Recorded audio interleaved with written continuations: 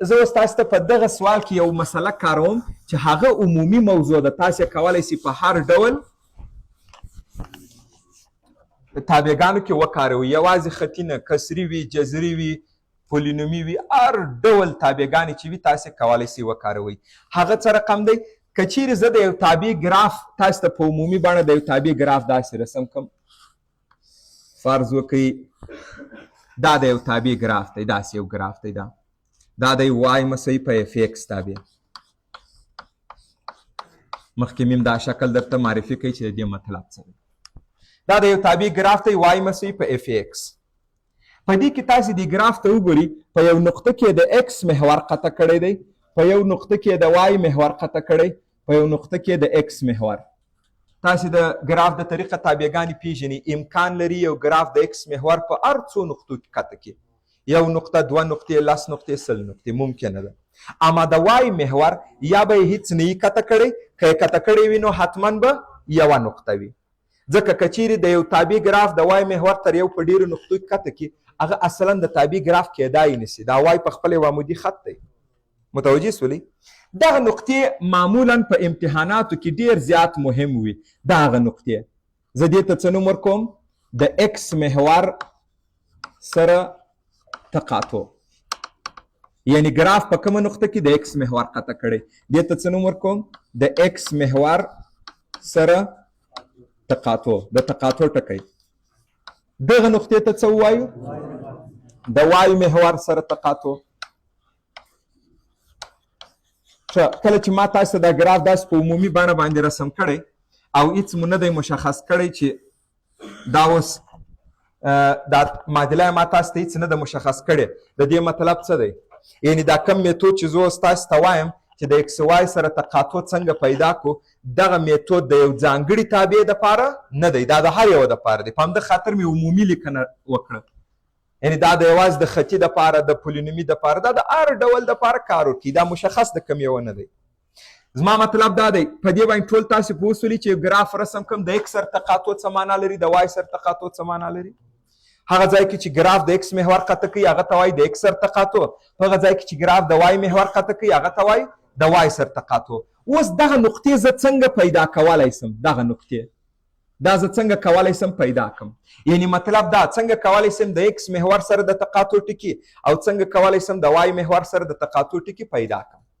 د دې پیدا کول ډیر زیات اسانه خبره ده. تاسو ماته د دغه نقطې یوه مشخصه ووایاست، زه به دا یوه نقطه داسې درته ولیکم. آیا هره نقطه په یو مرتبه جوړه لیکلی شو که نه؟ زه به دا تاسو ته ولیکم، راسئ په ایکس وای بیخي درته جوړ کړم. دا نقطې عمومي بڼه ایکس وای. آیا تاسو په دې پوهېږئ چې یو نقطه د ایکس پر محور وي د هغه وای صفر وي؟ وای صفر وي که نه؟ په ایکس یې خبر یو چې څو دی؟ نایو عدد به وي. ایکس په ایکس نو نه یو خبر. صحیح ده؟ اما زه په دې پوهېږم کله چې یو ګراف د ایکس محور قطع کوي هغه نقطه د ایکس پر محور راځي نو د هغه به وای صفر وي. او په دغه نقطې کې که چیرې زه دا داسې په عمومي توګه تاسو ته ایکس وای ولیکم، دا نقطه د وای پر محور ده نو دغه ایکس به یې څه وي؟ دا به صفر وي که نه؟ بس همدغه خبره باندې چې موږ تاسې بلد وو، همدغه د دې ډول سوالو د حلولو لاره هم ده. څنګه؟ موږ تاسو ته معادله راکول کېږي که نه؟ وای مساوي په اف ایکس معادله موږ تاسو ته راکړه شوه. اوس درته وایي پیدا کوي د ایکس محور سره د تقاطع ټکي. ته به په یاد ولرې چې د ایکس سره په تقاطعګانو کې وای صفر راتلی. نو د دې د حلولو میتود څه دی؟ وای چې د صفر وضع کوي مساوي دې طرف ته به د ایکس له جنسه یوه افاده وي او ستا لاس ته به یو مجهوله معادله راسي. هغه معادله به ته حل کړې. چې هغه معادله مو حل کړه څه شي پیدا کېږي؟ ایکس ته قیمتونه. ایکس ته چې مو قیمتونه پیدا کړله د ایکس هر قیمت وای باید څه ورسره ولیکې؟ صفر. دغه مرتبې جوړې ټول څه راله؟ د ایکس سره تقاطع. ټول زده کوئ د ایکس سره تقاطع څنګه پیدا کېږي؟ په معادله کې همدا زه داسې درته لیکم. دا میتود څه شی و؟ د ایکس محور سره د تقاطع ټکي پیدا کول. د ایکس محور سره د تقاطع ټکي څنګه پیدا کوئ؟ په معادله کې وای صفر وضع کړه نو معادله د څه شي له جنسه جوړه شوه؟ یوازې ایکس. معادله حل کړه. که معادلې حل نه درلودی څه ورته وایاست؟ ایکس نه قطع کوي. که معادلې یو حل درلودی په یوه نقطه کې قطع کوي. که دوه حله درلوده په 2 کې قطع کوي کې 10 حله درلوده په 10 ټکو کې قطع کوي. عینا اوس نو دغه خبره ما ته ووایست وای مساوي اف ایکس که چیرې زه د ایکس پر ځای 0 وضع کړم. آفرین دا میتود چې د ایکس پر ځای مو 0 وضع کړی د وای محور سره د تقاطع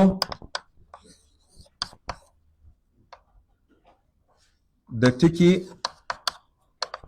پیدا کول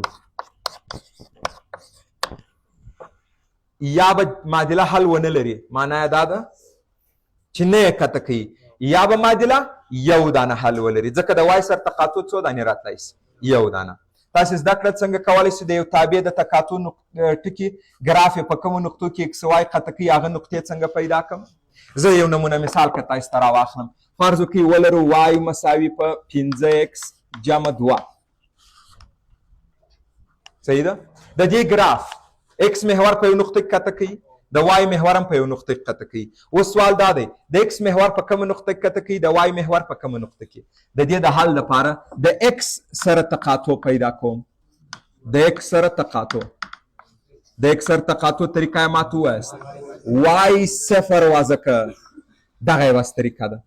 او دا مو د کوم ځای را پیدا کړه د دې دلیل څه و د ایکس سره تقاطع د ایکس پر محور وي او د ایکس پر محور چې ټکی وي د هغه وای 0 وي. همدغه خبره موږ طریقه ځینې جوړه کړه.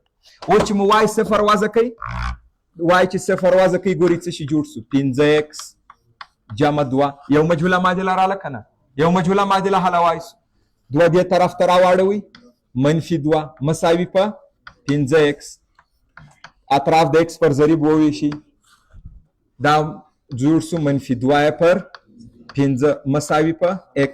دا خو ما معادله تاسو ته حل کړه. آیا اوس همدغه د جواب په حیث باندې ورکو هغه تاسو ته ویلي د x محور سره د تقاطع ټکی پیدا کوي او دا ټکی باید په مرتبه جوړه وي. نو تا د دې مرتبې جوړې x پیدا کړی چې څه دی -2 پر 5. وای څنګه پیدا کړم وای خو د اوله څخه تا څه نیولی و 0.